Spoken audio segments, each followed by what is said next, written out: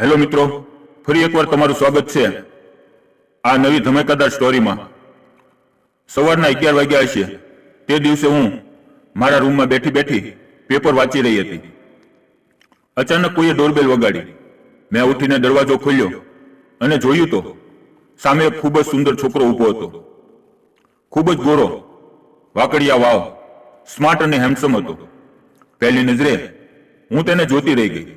પછી મેં મારી જાત પર કાબુ રાખતા મેં તેને પૂછ્યું, હા બોલો, શું કામ છે?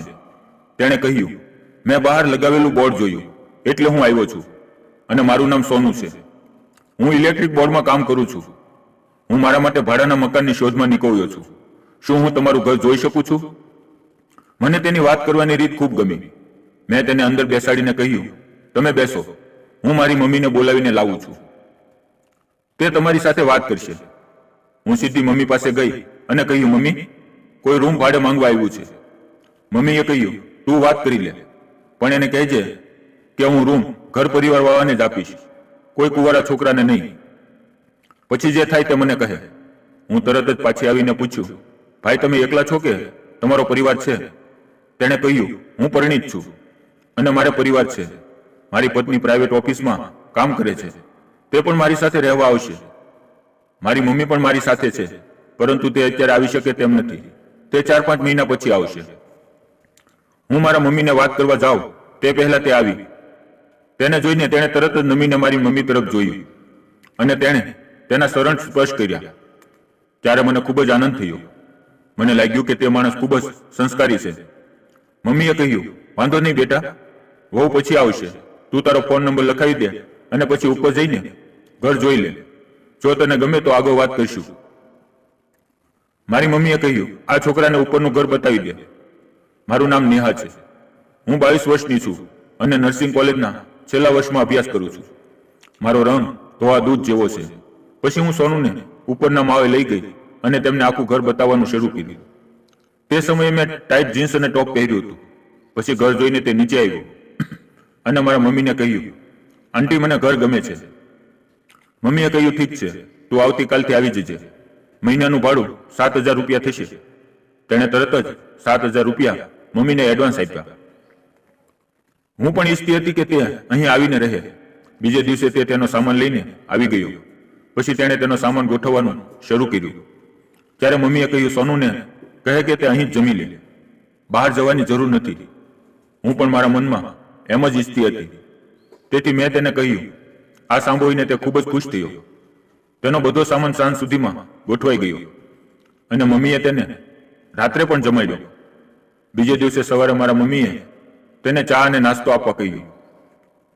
હું નાસ્તો લઈને ઉપરના માળે પહોંચી ત્યારે તે સ્નાન કરીને બાથરૂમમાંથી બહાર આવ્યો હતો।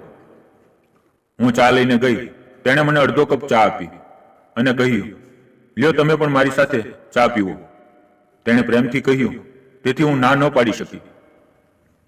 મને પણ તેની સાથે ચા પીવાનું સારું લાગ્યું। એક દિવસ હું વહેલી સવારે ધાબા પર ગઈ।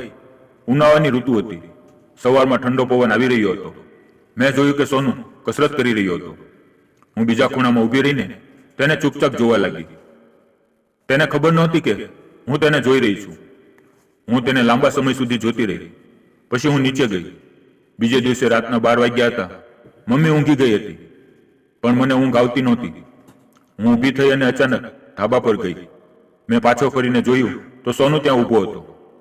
તેણે મને જોઈ અને કહ્યું, શું થયું, તને ઊંઘ નથી આવતી? મેં કહ્યું, હા, ખબર નથી મને ઊંઘ કેમ નથી આવતી। મેં સોનુને પૂછ્યું, તમે કેમ ઊંઘ્યા નથી? તેથી તેણે કહ્યું, જ્યારથી તને જોઈ ત્યારથી મને ઊંઘ નથી આવી। સોનુના આ શબ્દો સાંભળીને અચાનક મારું દિલ ધબક્યું। હું ખુશ થઈ ગઈ અને હું શરમાઈને તરત જ નીચે દોડી ગઈ। રૂમમાં આવ્યા પછી મને ખૂબ સારું લાગ્યું। રાત્રે કેટલા વાગે મને ઊંઘ આવી ગઈ તેની મને ખબર ન પડી। બીજે દિવસે રવિવાર હતો। તે દિવસે મમ્મી તેના પપ્પાના ઘરે ગઈ હતી। તે દિવસે હું ઘરે એકલી હતી। મેં કહ્યું, સોનુ, બહાર ક્યાંય ન જતા, હું તમારા માટે ખાવાનું બનાવું છું, તમે બપોરે અહીં જમી લેજો। મેં પહેલેથી જ જમવાનું બનાવીને ટેબલ પર મૂકી દીધું હતું। તે સમયસર જમવા આવી ગયો। મેં તેને ખૂબ આદર અને પ્રેમથી બેસાડ્યો। તેણે મારી તરફ ખૂબ જ નજીકથી જોયું અને કહ્યું, તમે બહુ ઝડપથી રસોઈ બનાવી। મેં કહ્યું, મને સમયસર કામ કરવું ગમે છે. તે ઉઠ્યો અને મને પ્રેમથી ગળે લગાડી અને બોલ્યો, મને ખબર નથી પણ કેમ મને તારા પર પ્રેમ આવી રહ્યો છે. હું તને મારા દિલથી પ્રેમ કરું છું. મેં કહ્યું, પહેલા મને છોડી દો અને જમી લ્યો, નહીં તો ઠંડુ થઈ જશે. તેણે કહ્યું, આજે હું કામ કરીને જ જમીશ. તું મને ખૂબ જ સારી લાગે છે અને હું તને પ્રેમ કરવા લાગ્યો છું. આટલું કહીને તેણે તે બધું કરવાનું શરૂ કર્યું. હું વિરોધ ન કરી શકી. 30 મિનિટ પછી અમે ફ્રી થઈ ગયા અને પછી સાથે બેસીને જમવાનું શરૂ કર્યું. જમતી વખતે મેં પૂછ્યું કે તમારી એક પત્ની છે, તો હવે તમે મને છોડી દેશો? તો તેણે કહ્યું, બિલકુલ નહીં. તેને પણ કોઈ સમસ્યા નથી, કારણ કે મને બાળક જોઈએ છે, જે તે આપી શકતી નથી. તેની વાત સાંભળીને મને થોડી રાહત થઈ. પછી અમે તે બધું ઘણી વખત કર્યું. જ્યાં સુધી તેનો પરિવાર ન આવ્યો ત્યાં સુધી સાથે મળીને ખૂબ મજા કરી. જો મિત્રો વિડીયો પસંદ આવ્યો હોય તો વિડીયોને લાઈક, શેર, કોમેન્ટ અને ચેનલને સબસ્ક્રાઇબ કરી લેજો.